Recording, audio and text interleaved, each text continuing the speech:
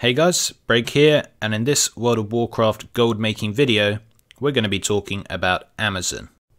And in this video, I really want to encourage you guys to be more like Amazon in your World of Warcraft gold making, and less like a minimum wage worker, which we will get into. Because at the end of the day, World of Warcraft, unlike a real job, unlike real life, is about having fun. And for most people, not all, but for most people, being a billionaire corporate giant such as Amazon is a lot more fun than working a minimum wage job, usually in the services sector or manual labour, resource extraction sector. Like I say, some people may be different, but for most people that is the case. For a bit of context, I am not an economist. I studied human geography at university, which is quite similar to economics, but not as maths based. And it looks more at the global distribution of trade, of workers, income disparities, and how global trade works, basically. So a few of you have commented on some of my videos, especially my last video about professions, and said, why haven't you talked about gathering professions? And I replied saying, well, I don't do much gathering, it's not really for me. And then they say, but gathering is more profitable than crafting on my server. And as I would reply, or any serious gold maker would reply, no, it's not. Crafting is always going to be better than gathering if you're doing it right. This picture right here is of a man gathering rubber from trees in the Amazon. This picture here is of a man cutting down a tree to use for wood, again in the Amazon.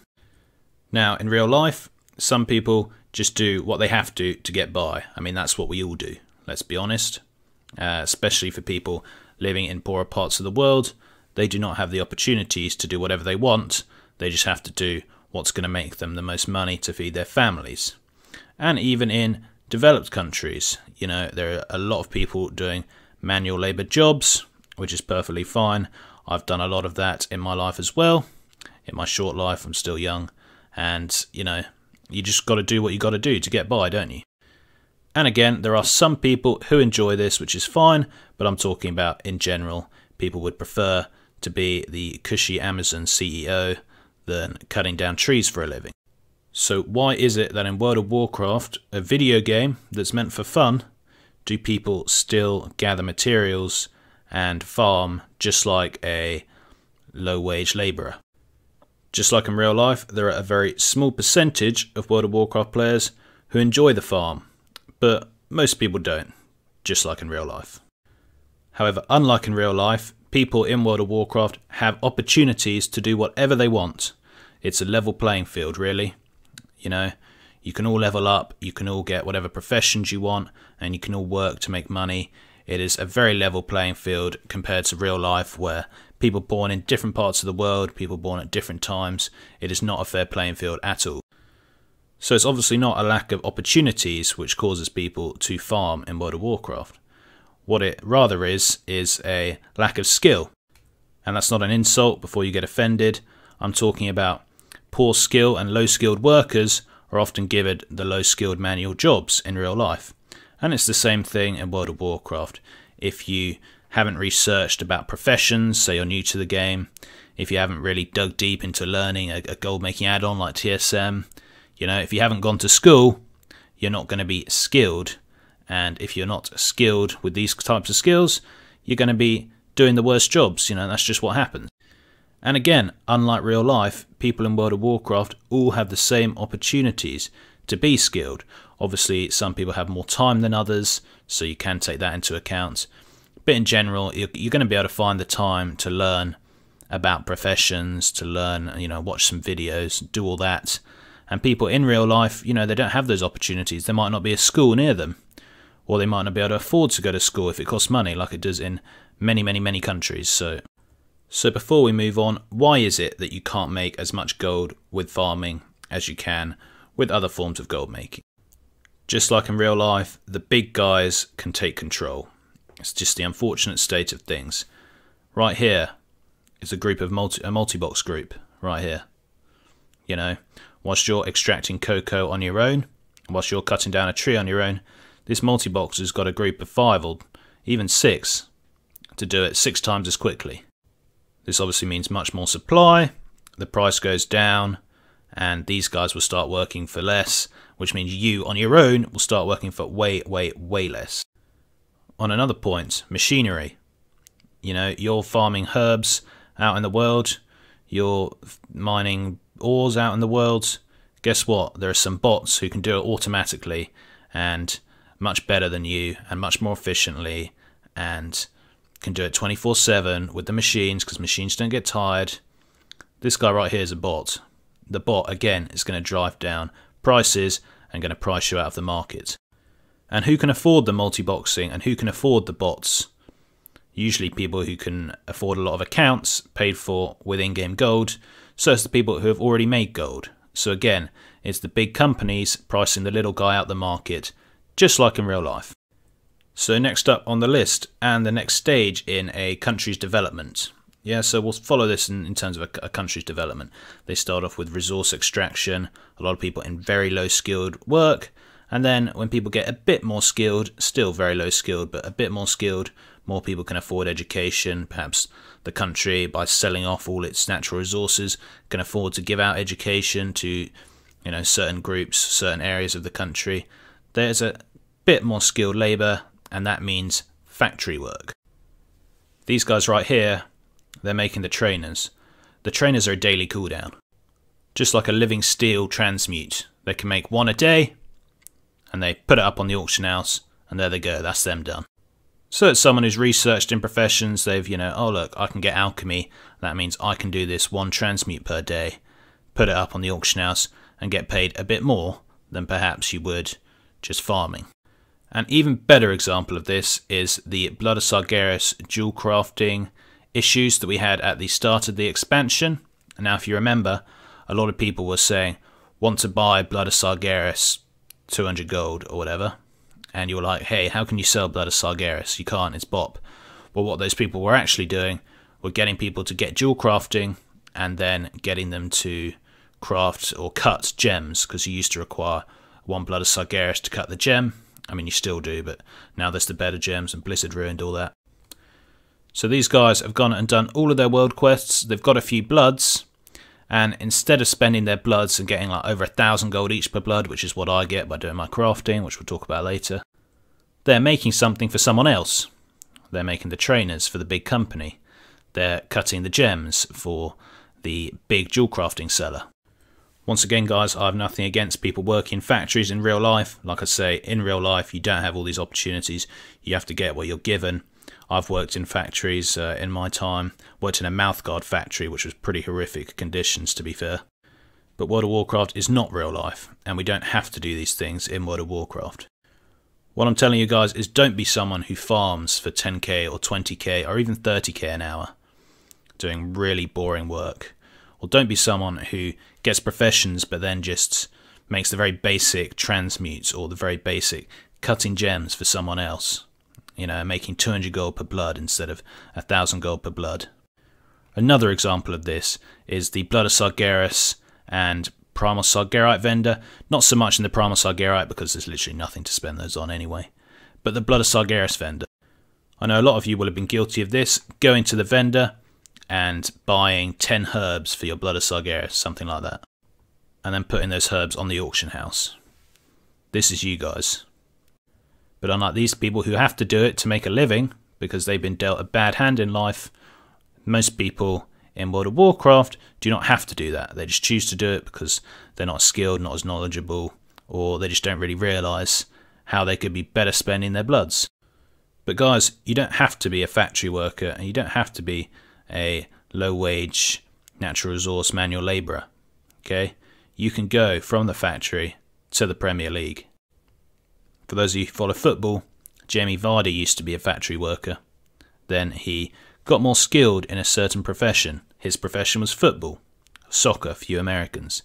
He then joined Leicester City, Leicester for you Americans. And with Leicester City, he won the Premier League despite being massive underdogs, and it was this crazy story, and I think they're making a film about it. Anyway, he did it in real life. It is much easier to do this kind of thing in World of Warcraft though, because again, we don't have the same issues and have to deal with the same things and bad luck and, you know, exploitation that happens in real life. In World of Warcraft, anyone can do this. You want to aim to become a factory owner. You don't want to work for the factory, you want to be at the factory. What do factory owners do? Well, they buy cheap materials from big companies such as the bots and multi-boxers, or occasionally from single farmers such as perhaps yourself going out and mining for 20k an hour. You know, but like I say, usually the multi-boxers because they price you out of the market. Either way, this is what the factory owner does. They buy them and they craft it into something else. Again, these people here, this guy is using their blood of Sargeras to cut his gems for him. But even more than that, the factory owner can take control of professions. In the jewel crafting part of the factory, this guy makes anything from jewel crafting helms to cutting gems. They've also got an engineering part of the factory where they make flying machines and all sorts of mounts and goodies to sell to those who like the engineering aspects of the game. Check out these guys, owners of the tailoring factory. They make all sorts of gear to sell, both old gear and new gear, and they sell it on the global stage, the auction house, and they make a killing. Do these guys look like the kind of people who are going to be farming ores out in the world for 10 or 20k an hour? Do they look like factory workers being exploited by the big jewel crafters to cut their gems for them? It's very simple, guys. If you can move up, become more skilled in your trade, you know, watch some YouTube videos, read up on some guides, have a think and an examine of your server and see what sells best, and actually move from doing these low paid, boring jobs to something which pays gold per hour 10 times as much, you know, something that can be a lot more enjoyable for most people and something that's going to make you a lot more gold. And that brings us back to Amazon. Now, Amazon is the big flipper, the big market resetter, the person who buys low and sells high. So most of Amazon's goods come from factories in China. You know, Alibaba.com, you can go and find factories on there and they'll make you basically anything for 10% or 20% max, 10 to 20% of the price on Amazon. What Amazon then do is ship it across, store it in their warehouses, price it up, they'll package it. In fact, often the factory even packages it, but sometimes Amazon will as well, and sell it to millions and millions of people every single day. Amazon is the guys spammy in trade chat, want to buy Leylight Shard, 30 gold each, want to buy Chaos Crystal, 80 gold each, whatever. And those are the guys who are then buying that out, shuffling it, selling it for more. That's what Amazon does. It buys things that aren't really that great, it puts a bit of a spin on it, makes a nice post about it on an Amazon page, and it sells it for way more. However, it's not just the shuffles that you can compare that to. These guys will also buy cheap from the factories and sell it a lot higher. You know, these are the guys running their shopping scans, looking for potential BOE, 101 and 110 BOEs. They see it relatively cheap, they buy it up, and then they mark it up 5 times and sell it, and they spam in trade, they spam everywhere because Amazon is everywhere, and they'll sell it for 5 times the price. I hope you guys are noticing a trend here. The real life global economy and the World of Warcraft economy are actually quite similar. There are of course some major differences, and the fact that you can now buy WoW tokens, you can now buy gold basically with real life money, obviously upsets that kind of cycle a little bit. But even so, there are many, many similarities. But the one major difference, I would say, is the fact that everyone has equal opportunities. Like I said before, people have different amounts of time they can spend on the game. Okay, that's fair enough.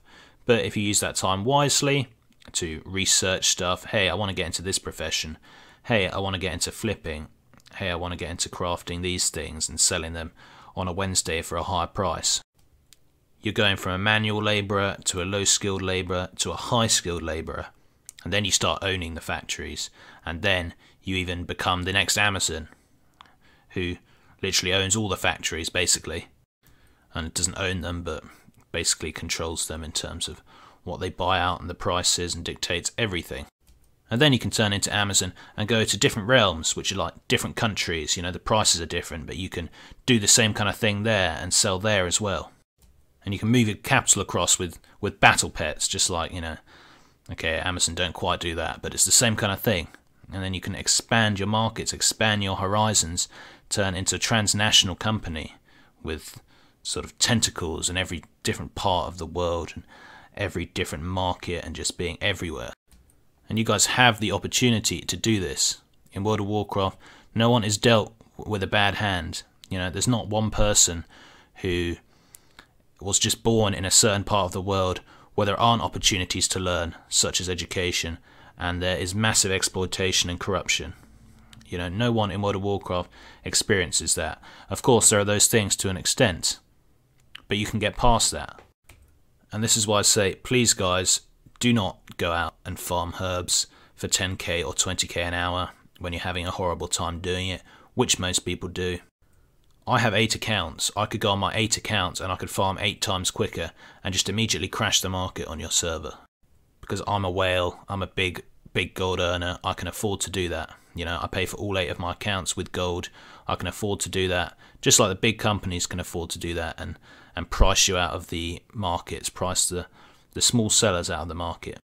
Unlike in real life, where we try and combat that with things such as fair trade and these charities, there aren't any charities in World of Warcraft, guys. You're just going to lose out. If you're on a server where for some reason farming on one character can actually get you 40k an hour, okay, I'm talking about now, guys. I'm not talking about farming Imperium back when the patch came out. So you can get 40k an hour, which would be really impressive. There aren't many people who can farm that on one character. Then just think about it, guys. If that's the price of all of the ore and all of the herbs and the items are that high, then how much gold is the actual crafting stuff going to be selling for? And how much crazy gold can you make by actually using that ore or just buying it from the auction house and selling it for the prices which are obviously going to be astronomical if your ore and herb prices are really that high. I repeat, I know there are some of you who do like farming, just like there are some people who do like their manual minimum wage jobs. Okay, just because you don't get paid much in real life doesn't mean you can't enjoy your job. And for those of you, if you do enjoy farming, then please keep doing it. But don't lie to yourself and say you really like it, because in reality you probably don't mind it, but actually you'd prefer to be doing something else. You just don't really know how to do anything else to make gold. That's not everyone, but for a lot of people that will be the case. That's just how it works. And for you guys who are on the low pop servers and who can make a half decent amount farming, then just think about this. You must be on a low pop server, that's why the prices are so high. But that means there's hardly any competition. There might not be a factory or a big factory in your country. There might not be, Amazon might not sell in your country. That gives you a huge opportunity to control markets, to control the server. You know, if you are on a low pop server where ore and herbs sell that high, you can control everything and you can make an absolute killing. And you can become a millionaire, a multi-millionaire very, very quickly. So you guys have more of an opportunity than anyone. You know, for the people on a high pop server, it's much harder. But obviously for them, farming's also basically out of the question. I mean, 10k an hour farming, that's just terrible. You could almost make as much doing world quests. Anyway, guys, that was my speech for today. I hope you found it interesting, and I hope you really think about what you're doing to make gold and how you realistically could be making a lot more.